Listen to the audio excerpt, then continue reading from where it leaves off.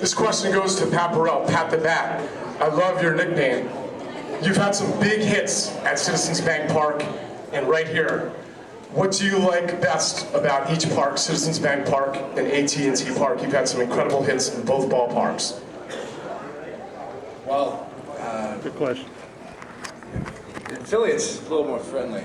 A little smidge. But you know what? For me, where I tend to hit the ball left field, and this park, you know, it's sort of, hey, but the park plays fair, I think, down straightaway left field. And I never really hit the ball to right much, so it didn't really matter. But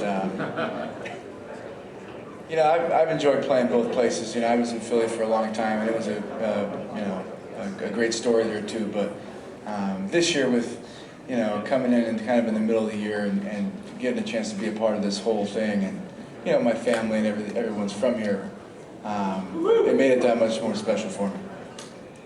Thank you. You two had some big hits in Game 1 of the NLCS. 3 big hits by you two. Let's give them a round of applause for that.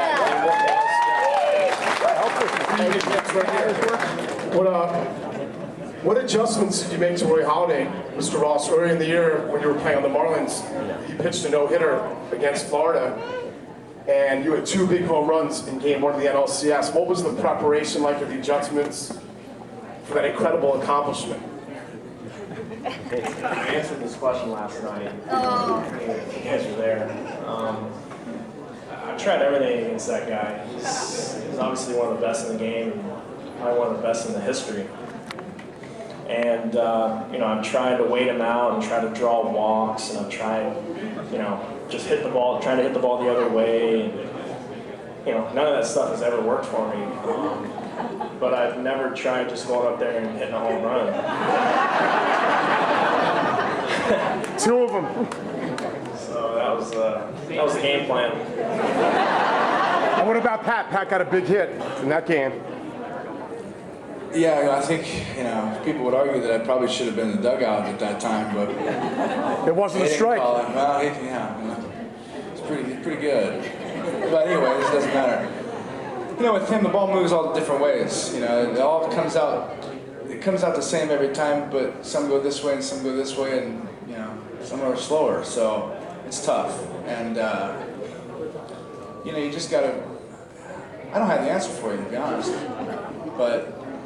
We actually had a really good approach against him. We, instead of trying to, work counts, and we were more aggressive. We were really aggressive against him. He's around the zone so much that it can work against him, because if you got a free swinging team like ourselves, we were just swinging at everything, and we made stuff happen. So that's. I was watching the game against the Reds, and they were taking a lot of strike 3 calls, and, trying to, wait him out and get his pitch count up. Well, he doesn't. He'll go 1, 2, 3 strikes on you, and you're out. So you got to go up there and be aggressive and try to make something happen. I think the bottom line is, like all the really good ones, if they're onto their game, it's going to be tough for anybody. And we dinged him up a little bit, and maybe that affected him or whatever. But you got to get to these starters early. If you get the good pitchers and they ease into the first couple innings, and all of a sudden they find out where their release point is and all that, they can shut the door on you. But if you can get them early in the game, and maybe rattle their cage a little bit in the first or second inning, they never really get settled in, and that's what we're trying to do.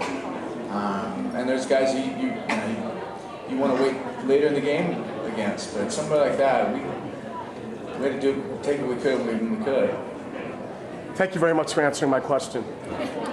Game 6 of the NLCS. What a coaching performance. 6 different pitchers in Game 6 of the NLCS. We're going to thank you for the compliment. But my question to you is, Bruce, what else were some other tough decisions in Game 6? Because that's one of the best coaching games I've ever seen, to employ 6 different pitchers. You're an awesome coach.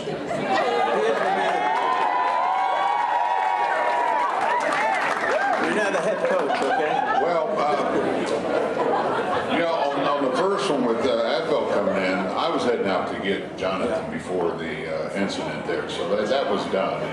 Bench is clear, but you know, we hadn't set up Baumgartner helping out, and like I said, Timmy. But you know, the toughest probably was you know, bringing Willie in again, and you know, asking him to get 5 outs. You know, we really rode him hard, and can't say enough about the job he did in the postseason, because we used him quite a bit, and I think he was starting to show some signs there. But he's such a tough competitor, and has a mental toughness about him we love, and he saved us.